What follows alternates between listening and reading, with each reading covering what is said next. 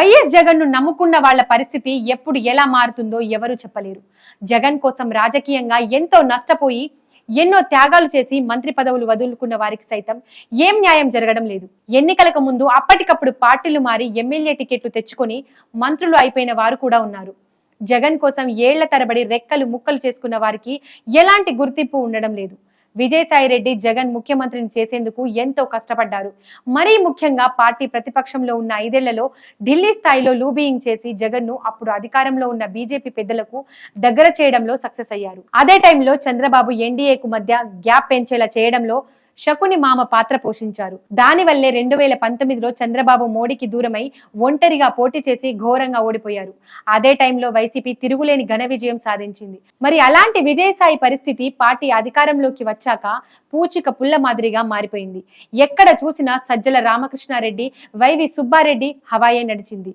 విజయసాయిరెడ్డి కేవలం ఎంపీ పాత్రకు అది కూడా డమ్మిగా మారిపోవలసి వచ్చింది. అలాంటి విజయసాయిరెడ్డి పరిస్థితి ఇప్పుడు పార్టీ ఓడిపోయాక అత్యంత దారుణంగా తయారైంది. ఆంధ్రప్రదేశ్ కూటమి ప్రభుత్వం వచ్చాక వైసీపీ నేతలను బాగా టార్గెట్ చేస్తున్నారు.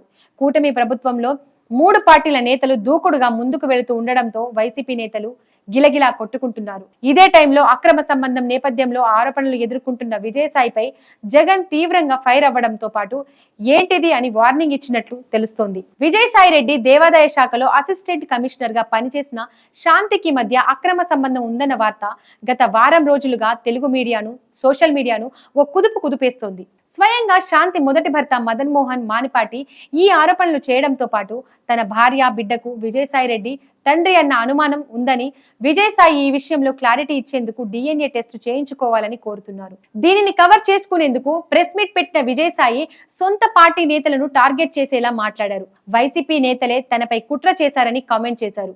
విజయసాయి తమ పార్టీ నేతల పేర్లు చెప్పకపోయినా పరోక్షంగా సజ్జల రామకృష్ణారెడ్డిని టార్గెట్ చేస్తూ కామెంట్లు చేశారని వైసీపీలో పెద్ద చర్చ స్టార్ట్ అయింది.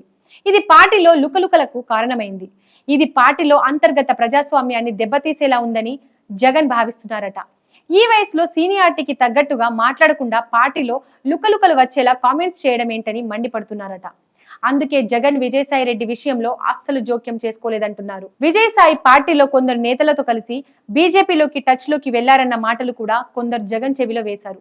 అందుకే జగన్ కూడా విజయసాయిని లైట్ తీసుకోవాలా లేకపోతే సస్పెండ్ చేయాలా అన్న ఆలోచనలో కూడా ఉన్నట్లు తెలుస్తోంది.